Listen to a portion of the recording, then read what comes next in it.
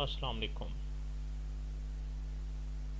Last lectures में हमने financial statements के मुख्तलिफ एस्पेक्ट्स पे बात की थी।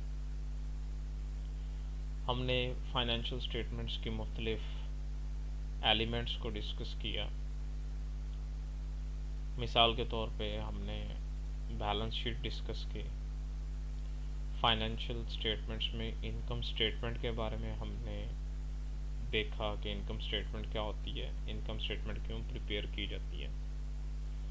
देन हमने कैश फ्लो स्टेटमेंट के बारे में पढ़ा और कैश फ्लो स्टेटमेंट के बारे में हमने बड़ी डिटेल में डिस्कशन की कि कैश फ्लो स्टेटमेंट क्या होती है, क्यों प्रिपेयर की जाती है और कैश फ्लो स्टेटमेंट में कौन कौन सी एक्टिविटीज़ होती हैं, कैश फ्लो स्टेटमेंट के कौन कौन से एलिमेंट्स होते हैं उनको हमने देखा।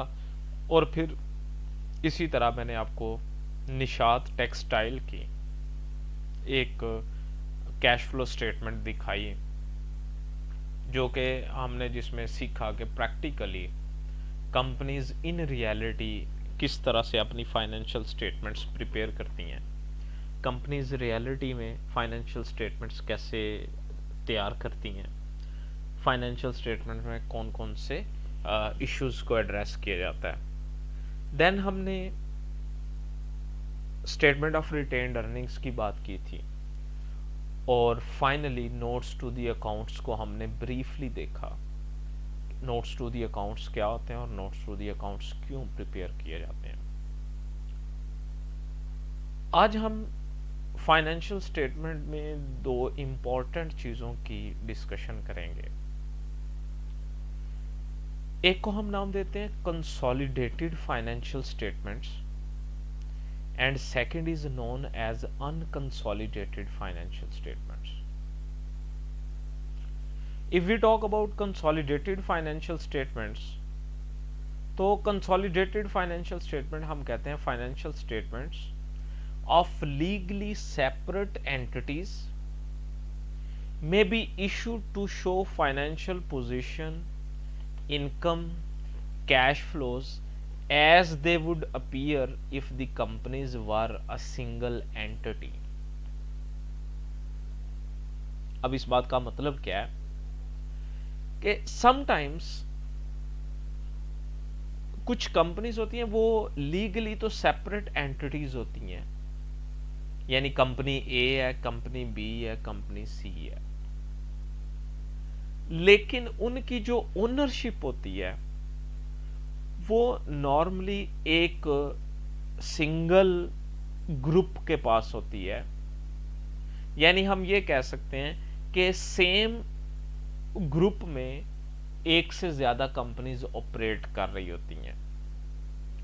तो जब हम एक ग्रुप में एक से ज्यादा इंडिपेंडेंट कंपनीज की फाइनेंशियल स्टेटमेंट्स को इकट्ठा प्रेजेंट करते हैं, जब उनकी इनकम को हम इकट्ठा प्रेजेंट करते हैं, जब हम उनकी फाइनेंशियल पोजीशन को एक जगह पे शो करते हैं या हम उनके कैश फ्लोज को एक जगह पे शो करते हैं, तो इस चीज को हम नाम देते हैं कंसोलिडेटेड फाइनेंशियल स्टेटमेंट्स। इस चीज को अंडरस्टैंड करने के लिए मैं आपको एक छोटी सी मिसाल देता हूं। फॉर एग्जाम्पल, पाकिस्तान में काम करने वाली कंपनीज को अगर हम देखें तो उनमें एक रिनाउंड नेम है मियां मंशा ग्रुप, मंशा ग्रुप ऑफ कंपनीज। अब मंशा ग्रुप ऑफ कंपनीज में फॉर एग्जांपल एमसीबी शामिल है, Muslim Commercial Bank, Nishat textile mill शामिल है, निशात पावर हाउस शामिल है, निशात शुगर मिल्स शामिल है। अब ये बेसिकली इंडिपेंडेंट कंपनीज हैं, 4 डिफरेंट कंपनीज हैं, लेकिन ये एक ही ग्रुप की ओनरशिप में है। तो हम इन चारों कंपनीज की जब फाइनेंशियल स्टेटमेंट्स को इकट्ठा कर देते हैं, कंसोलिडेट का मतलब होता है इकट्ठा करना, तो हम चारों की फाइनेंशियल स्टेटमेंट को एक फाइनेंशियल स्टेटमेंट में जब हम प्रिपेयर करते हैं तो उसको हम नाम देते हैं कंसोलिडेटेड फाइनेंशियल स्टेटमेंट। यानी हम 4 डिफरेंट बैलेंस शीट्स बनाने की बजाय चारों कंपनीज के एसेट्स को कंबाइन करके हम एक बैलेंस शीट बना देते हैं। चारों कंपनीज की लायबिलिटीज, ओनर्स इक्विटी को कंबाइन करके हम एक फाइनेंशियल स्टेटमेंट बना देते हैं, एक बैलेंस शीट बना देते हैं। इसी तरह इनकम स्टेटमेंट प्रिपेयर करते वक्त चारों कंपनीज के रेवेन्यूज और चारों कंपनीज के एक्सपेंसेस को इकट्ठा करके हम एक इनकम स्टेटमेंट बना देते हैं, जिसका मतलब ये होता है कि ये कंसोलिडेट हमने कर दिया, इकट्ठा कर दिया। इसको हम कंसोलिडेटेड फाइनेंशियल स्टेटमेंट का नाम देते हैं। इसके मुकाबले में दूसरी जो टर्म मैंने यूज की थी, that was unconsolidated financial statement.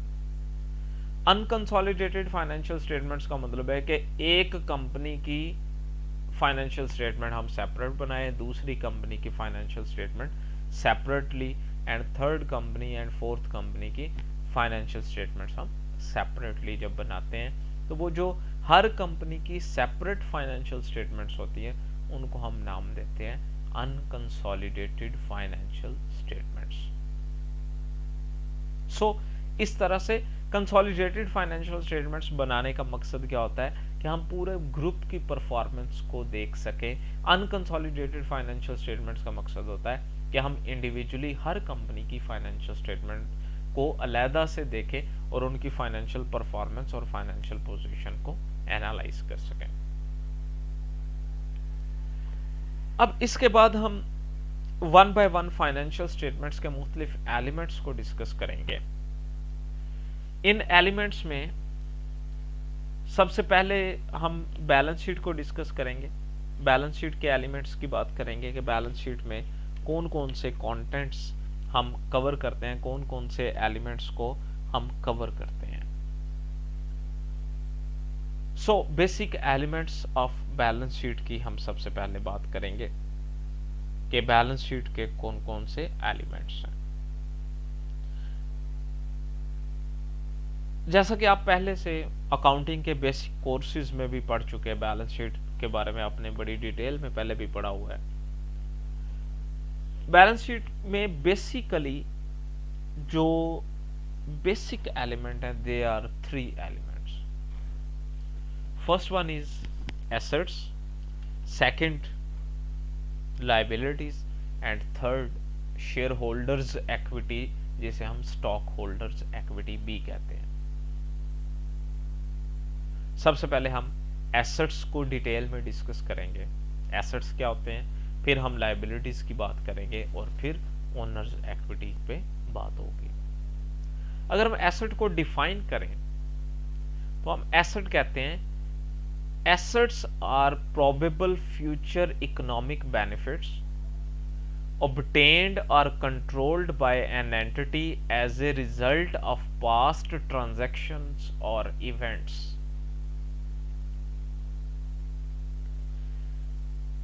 यानी एसेट हम कहते हैं हर वो चीज जिसका फ्यूचर इकोनॉमिक बेनिफिट हो। पहली कंडीशन कि इसका फ्यूचर इकोनॉमिक बेनिफिट हो। सेकंड, इट इज ऑब्टेन्ड और कंट्रोल्ड बाय एंटिटी, यानी एक बिजनेस ने इसे परचेज किया हुआ है या इसका कंट्रोलिंग राइट हासिल किया हुआ है। और third, this is the result of some past transaction और इवेंट। तो ऐसे हम हर चीज को एसेट्स कहते हैं। फॉर एग्जाम्पल, एसेट्स में be physical assets such as land, land has future economic benefit, buildings, inventory of supplies, materials or finished products, all these assets are physical assets, they have physical existence, तो इनको हम tangible assets भी कहते हैं। ये assets की पहली type है, या आप ये कह सकते हैं कि पहली कैटेगरी है। उसके बाद अगर हम सेकंड कैटेगरी की बात करें, second category of assets, so those assets which don't have any physical existence. They are known as intangible assets such as patents, such as trademarks. Patent हम कहते हैं जब कोई कंपनी अपने किसी फॉर्मूला को, अपने किसी ट्रेड सीक्रेट को, अपने किसी सीक्रेट फॉर्मूला को, अपनी किसी इन्वेंशन को, अपनी किसी इनोवेशन को रजिस्टर्ड करवा लेती है, किसी साइंटिफिक डिस्कवरी को रजिस्टर करवाया जाता है, तो इसको हम पेटेंट का नाम देते हैं। मिसाल के तौर पे एक कंपनी ने अपनी प्रोडक्ट की एक रेसिपी डिज़ाइन की है और उसने वो रेसिपी रजिस्टर्ड करवा ली, तो हम कहेंगे कि company has got patent of its recipe. And second is trademark. Trademark का मतलब है कि कोई भी सिंबल, कोई वर्ड, कोई नेम जो आपकी कंपनी या आपकी प्रोडक्ट को रिप्रेजेंट करता है, जिसको देख के आपकी कंपनी या आपकी प्रोडक्ट की आइडेंटिफिकेशन की जा सकती है, इसको हम ट्रेडमार्क कहते हैं। और ट्रेडमार्क भी रजिस्टर्ड करवा लिया जाता है। जब पेटेंट या ट्रेडमार्क रजिस्टर्ड करवा लिए जाते हैं तो दे बिकम एसेट। अब ये एसेट कैसे हैं कि ये हमें फ्यूचर इकोनॉमिक बेनिफिट देते हैं। अगर आप प्रोडक्ट को पेटेंट नहीं करवाएंगे या अपने सीक्रेट फार्मूला को पेटेंट नहीं करवाएंगे तो वो फार्मूला मिसयूज होगा, कॉपी हो जाएगा, आपका ट्रेडमार्क कॉपी होगा, जिससे इन फ्यूचर आपको इकोनॉमिक लॉस होगा, आपकी सेल्स कम हो जाएंगे, आपके कस्टमर लूज होंगे। तो आप इस लॉस से बचने के लिए फिर अपने पेटेंट को, ट्रेडमार्क को रजिस्टर्ड करवा लेते हैं। After this assets are normally divided into two major categories. First category is current assets and second category is non-current assets. Current assets हम कहते हैं, अगर हम डिफाइन करें तो current assets हम कहते हैं normally they are in the form of cash,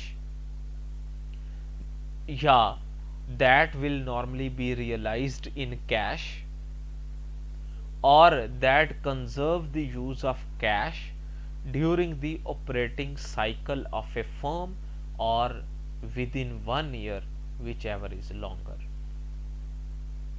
यानी तीन इसके मेजर एस्पेक्ट्स हैं करंट एसेट के, कि या तो वो पहले ही कैश की फॉर्म में, या वो विद इन 1 ईयर या विद इन 1 ऑपरेटिंग साइकिल वो कैश में कन्वर्ट हो जाएगा,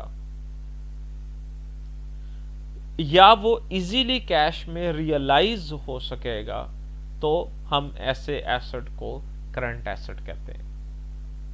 अभी तक आपने जो इसकी डेफिनेशन पढ़ी होगी, दैट इज कि हर वो एसेट जो विद इन 1 ईयर कैश में कन्वर्ट हो जाए उसको हम करंट एसेट कहते हैं। यहां पे डेफिनेशन में एक एडिशन है कि हर वो एसेट जो विद इन 1 ऑपरेटिंग साइकिल और with in 1 year which ever is longer, इसमें कैश में कन्वर्ट हो जाए तो उसको हम करंट एसेट कहते हैं। अब यहाँ पे ऑपरेटिंग साइकिल से क्या मुराद है? Operating cycle covers the time between acquisition of inventory and the realisation of cash from selling the inventory. Operating cycle हम कहते हैं किसी भी कंपनी का वो साइकिल या वो टाइम पीरियड जिसमें कंपनी प्रोडक्ट को बाय करने से लेके, प्रोडक्ट परचेज करने से लेके, प्रोडक्ट को सेल करने और फिर उससे कैश कलेक्ट करने तक, कैश की रियलाइजेशन तक जितना टाइम होगा उसको हम कंपनी का ऑपरेटिंग साइकिल कहते हैं। मिसाल के तौर पे एक पर्सन फिनिश गुड्स बाय करता है, आप गारमेंट्स की एग्जांपल ले लें, एक शॉपकीपर गारमेंट्स बाय करता है, बाय करने के बाद वो अपने आउटलेट पे, अपनी शॉप पे वो गारमेंट्स लेके आता है और फिर वो गारमेंट्स क्रेडिट पे रिटेलर्स को सेल करता है। और रिटेलर्स को सेल करने के बाद वो उनसे 1 महीने में 2 महीने में कैश कलेक्ट कर लेता है। अब गारमेंट्स परचेज करने से लेके कैश कलेक्ट करने तक का जो टाइम पीरियड है, इसको हम ऑपरेटिंग साइकिल कहते हैं। ट्रेडिंग कंपनीज में ऑपरेटिंग साइकिल नॉर्मली शॉर्ट होता है, क्योंकि आपने फिनिश गुड्स परचेज की और आपने आगे सेल कर दी। जबकि मैन्युफैक्चरिंग कंपनीज में ऑपरेटिंग साइकिल नॉर्मली लॉन्गर होता है, क्योंकि मैन्युफैक्चरिंग कंपनीज में आप रॉ मटेरियल परचेज करते हैं। रॉ मटेरियल परचेज करके आप उसको प्रोसेस करते हैं अपनी कंपनी में। प्रोसेस करने के बाद आप उसकी फिनिश गुड्स बनाते हैं। फिनिश गुड्स बनाने के बाद आप सेल करते हैं और फिर आप कैश कलेक्ट करते हैं। तो रिलेटिवली लॉन्गर टाइम पीरियड आपको रिक्वायर्ड होता है in case of manufacturing companies.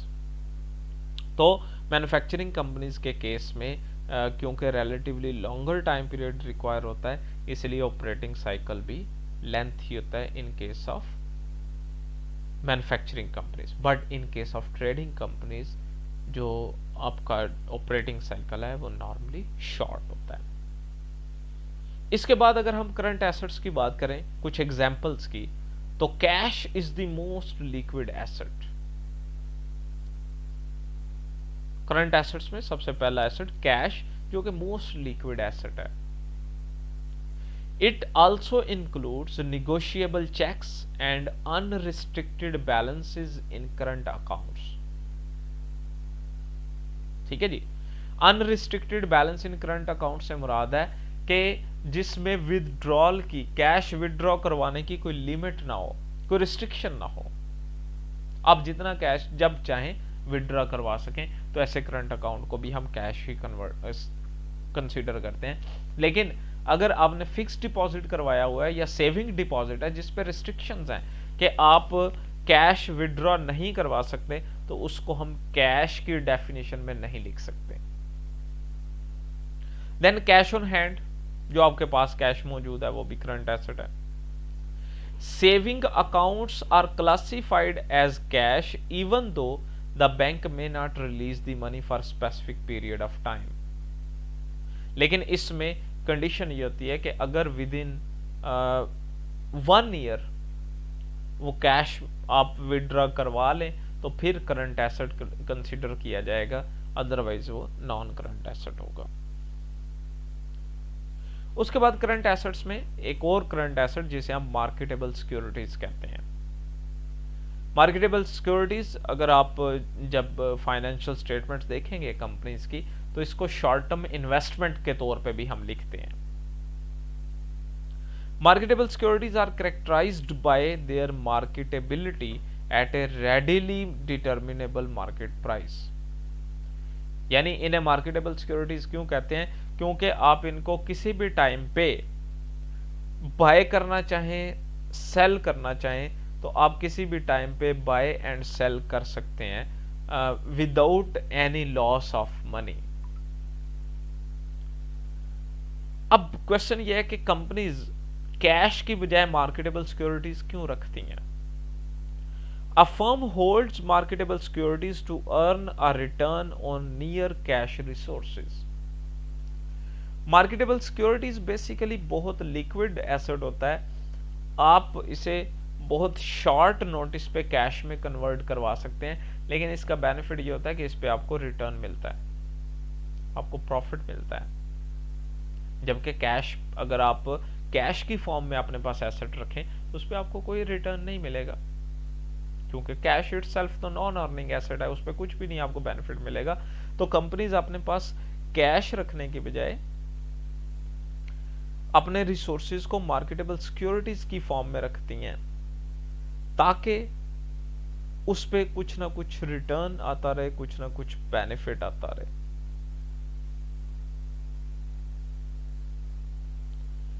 And next, management must intend to convert these assets into cash during the current period of time. To classify them as marketable securities. ये भी एक important point है कि company management की ये intention होनी चाहिए कि वो इन एसेट्स को, इन मार्केटेबल सिक्योरिटीज को with in this current period, current year cash में कन्वर्ट कर लेंगे। That should be in intention of the company. अगर ये इंटेंशन है तो फिर वो मार्केटेबल सिक्योरिटीज कहलाएंगी। लेकिन अगर करंट ईयर में या एक साल के अंदर अंदर उनको कैश में कन्वर्ट करवाने की इंटेंशन नहीं है, अगर आपकी ये इंटेंशन नहीं है कि आपने कैश में कन्वर्ट नहीं करवाना, तो फिर हम इसको करंट एसेट में क्लासीफाई नहीं करेंगे। And last point, the carrying basis of debt and equity marketable securities is fair value. यानी आप बैलेंस शीट में मार्केटेबल सिक्योरिटीज को किस प्राइस पे कैरी करेंगे, कैरिंग बेसिस क्या है, यानी कैरिंग बेसिस से मुराद ये है कि आप अपनी बैलेंस शीट में मार्केटेबल सिक्योरिटीज को किस प्राइस पे लिखेंगे। जिस प्राइस पे आपने परचेज की उस प्राइस पे लिखेंगे, या जो करंट मार्केट प्राइस है उस पे लिखेंगे। तो इसका आंसर यह है कि करंट मार्केट प्राइस अगर आपकी परचेज प्राइस से कम है तो आप करंट मार्केट प्राइस पे लिखेंगे, और अगर current market price purchase price से ज्यादा है तो फिर आप इसे अपनी परचेज प्राइस पे रिकॉर्ड करेंगे। इन अदर वर्ड्स, आप कंजर्वेटिज्म प्रिंसिपल अप्लाई करेंगे, जिसमें हमने सीखा था कि हम एसेट्स को लीस्ट फेवरेबल वैल्यू पे रिकॉर्ड करते हैं। यानी अगर हमें अनरियलाइज्ड लॉस हो रहा हो तो हम उस लॉस को इमीडिएटली रिकॉर्ड कर लेते हैं, लेकिन अगर हमें अनरियलाइज्ड प्रॉफिट हो रहा हो तो हम अनरियलाइज्ड प्रॉफिट को तब तक रिकॉर्ड नहीं करते जब तक वो प्रॉफिट रियलाइज नहीं हो जाता। So this is all about for today's lesson. If you have any question, you are welcome to ask any question. Okay, thank you. Allah Hafiz.